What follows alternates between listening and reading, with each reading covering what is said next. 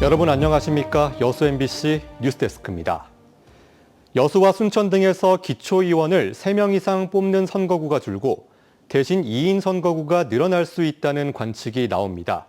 소수 정당들은 민주당 독점 체제를 강화하고 정치개혁에도 역행하는 발상이라며 반발했습니다. 문영철 기자입니다. 순천 지역 기초의원 선거구는 모두 9곳. 이 가운데 시의원 3명을 뽑는 3인 선거구는 4곳입니다. 그런데 내년 지방선거에서 읍면동을 일부 재편해 2인 선거구를 늘리거나 외곽에 있는 농촌 지역만 따로 묶어 선거구를 새로 만들 수 있다는 관측이 나오고 있습니다. 소수 정당들 사이에서 적지 않은 우려가 터져나옵니다. 새로운 사람이 등장하기가 매우 어렵습니다.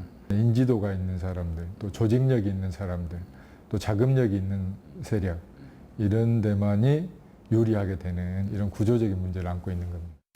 여수 지역에서도 시의원 선거구 조정 가능성이 제기되면서 정가가 술렁이고 있습니다.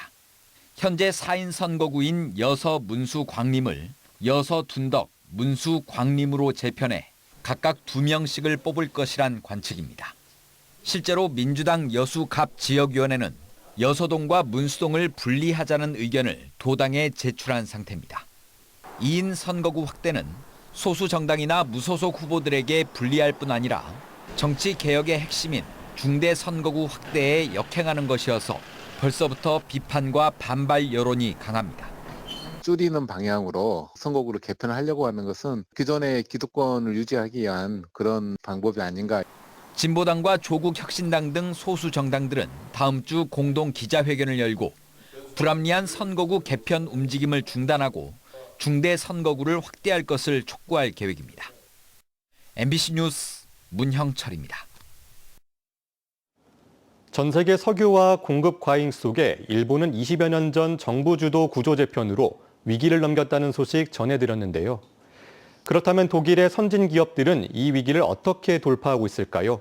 최왕지 기자가 현지 취재했습니다. 150년 넘게 산업의 심장으로 불려온 독일 남서부의 루트비히스하펜. 이곳엔 세계 최대 석유화학 기업 바스프가 있습니다. 기업의 성장과 함께 마을도 확장되다 보니 곳곳엔 공장의 유산들이 보입니다.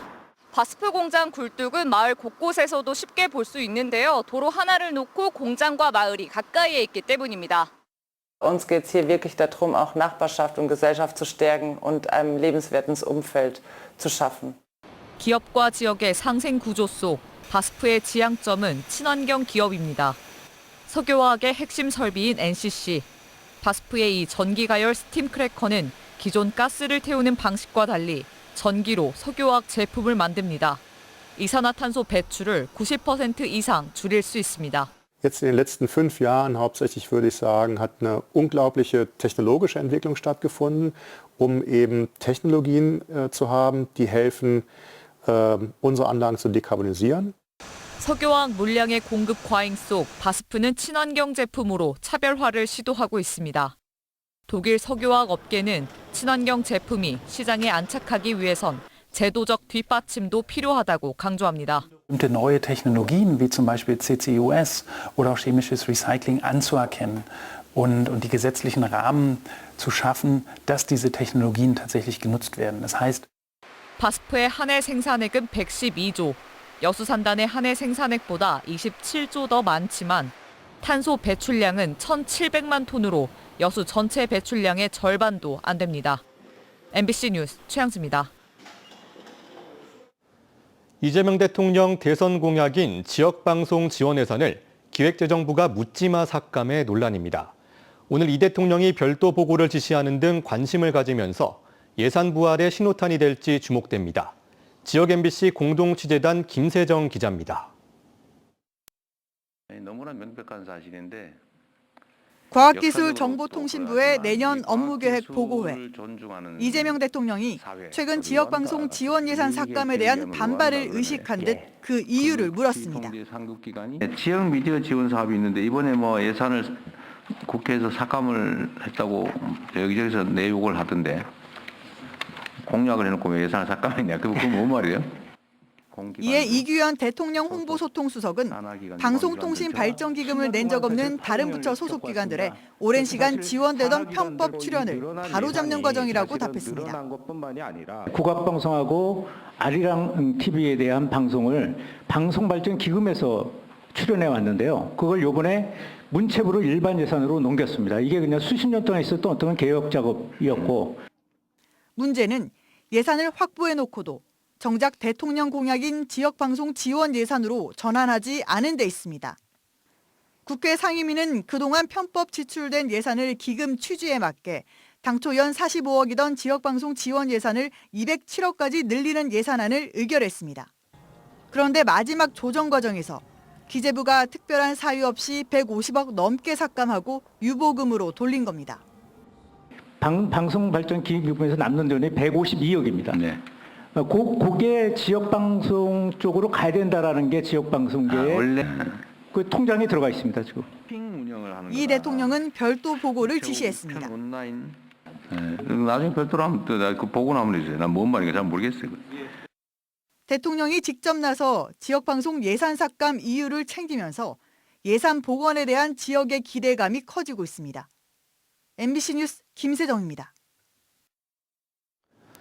에너지 전환과 기후위기는 산업 전반에 큰 변화를 예고하고 있습니다.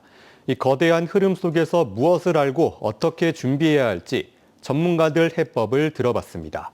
안준호 기자가 취재했습니다. 민간 주도로 추진돼 준공을 마친 신안의 전남 해상폭력 1단지입니다. 회전하는 날개는 연간 3억 킬로와트시가량, 9만 가구가 1년 동안 사용할 전력을 생산합니다. 전남에서 일고 있는 에너지 산업 붐은 우리 삶의 변화를 예고하고 있습니다. 이 변화 속에서 무엇을 준비해야 하는지 짚어보는 특강에 지역민들의 관심이 쏠리는 이유입니다. 가장 큰 관심사는 송전망 확충 문제입니다. 오는 2038년 송전망이 완성될 때 호남의 기저전력인 한빛원전 1, 2호기는 수명을 다할 확률이 높다는 분석이 나왔습니다. 이에 따라 최적의 송전과 지역 소비, 저장과 변환을 균형 있게 배분하는 그랜드 마스터 플랜 442 전략을 전문가는 제시하고 있습니다.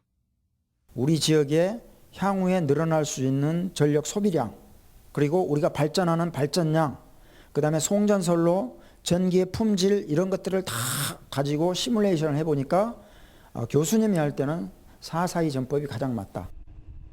농어촌 산업 전반에 이미 직접적인 영향을 미치고 있는 기후위기 문제도 핵심 의제로 다뤄졌습니다.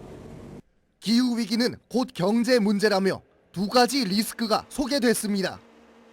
첫째는 농업과 관광 등 실물 경제 전반에 피해를 주는 물리적 리스크. 둘째는 탈탄소 사회 경제로에 이동하는 과정에서 정유와 화학, 반도체 등 산업에서 발생하는 비용인 전환 리스크입니다. 재생에너지 확대와 빠른 탈탄소 산업구조 확립은 이 같은 위험을 줄이는 가장 효과적인 방법이라는 설명입니다. 그래서 이제는 기후는 경제 문제고요. 새로운 탈탄소 무역 규범이 현실화하고 있고 중요한 것은 여기에서 대안이 없지 않다. 빨리 에너지 수급 구조를 뭘로 바꿔야 한다? 재생에너지로 바꿔야 한다. 이제는 에너지를 바꾸는 시대. 빠르게 전개되는 에너지와 산업 환경의 변화는 우리 지역에도 선택이 아닌 선제적 준비를 요구하고 있습니다. MBC 뉴스 안준호입니다. 여순사건 희생자 유족의 손해배상 청구권 소멸시효 적용을 배제하는 법이 발의됐습니다. 현재 여순사건 특별법은 희생자와 유족이 손해배상을 청구할 때 소멸시효 규정이 없어 민법과 국가배상법을 적용하고 있습니다. 이 때문에 희생자와 유족으로 공식 결정됐지만 국가배상을 청구하지 못하는 사례가 발생하고 있습니다. 해당 개정안을 대표 발의한 권양엽 더불어민주당 의원은 국가폭력 희생자에게 국가배상 청구권 소멸시효란 있을 수 없다며 국가가 희생자 명예회복에 끝까지 책임져야 한다고 밝혔습니다. 여순사건 실무위원회가 희생자와 유족의 올해 조사 심의 목표를 초과 달성했습니다. 전라남도는 최근 여순사건 주요 사업 추진 성과 공유회에서 총 7,493건의 희생자와 유족의 심의 결정을 처리해 올해 목표를 넘어섰다고 밝혔습니다. 또 여순사건 특별법을 개정하고 유족 생활보조비 지원 확대, 합동 추념식 개최, 평화문학상 공모, 제2기 진상조사보고서 작성기획단 구성 등을 올해 성과로 꼽았습니다. 계속해서 희망 2026 나눔 캠페인에 성금 보내주신 분들입니다. 순천시 장촌동 순천희망병원 임직원 1동 171만 원, 순천시 도사동 통장협의회 1동 50만 원, 5통 선한마을 주민 1동 27만 원, 7통 야흥 부흥 신대마을 주민 1동 30만 원, 여수시 서교동 국가유공자 전우회 쉼터 회원 1동 38만 5천 원, 문수동 오통장 황영심 5만 원, 고흥군 고흥읍 수덕마을 주민 1동 15만 원. 성금을 보내주신 분들께 감사드립니다. 희망 2026 나눔 캠페인은 1월 말까지 접수합니다.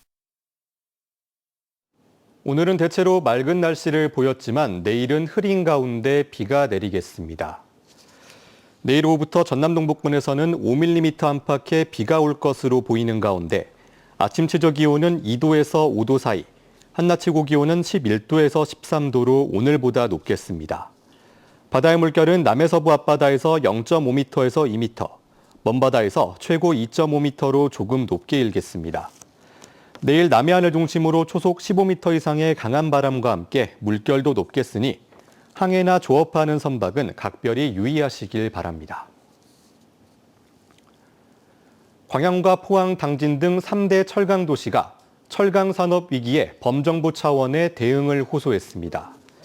세계시는 오늘 국회에서 기자회견을 열고 정부는 미국 트럼프 행정부와 극적인 한미 관세 협상 타결을 이뤄냈으나 철강 제품 관세는 기존 50%로 유지돼 범정부 차원에서 조치가 시급하다고 촉구했습니다.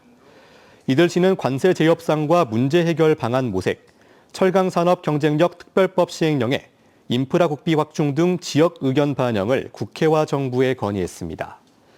또 광양시와 당진시를 고용위기 선제 대응 지역으로 조속히 지정해달라고도 요청했습니다. 고흥군 고향사랑기부금 모금액이 누적 20억 원으로 역대 최고액을 기록했습니다. 지난해 9억 3천만 원보다 2배 이상 늘어난 규모로 역대 가장 많았던 2023년 모금액 12억 3천만 원도 넘어섰습니다.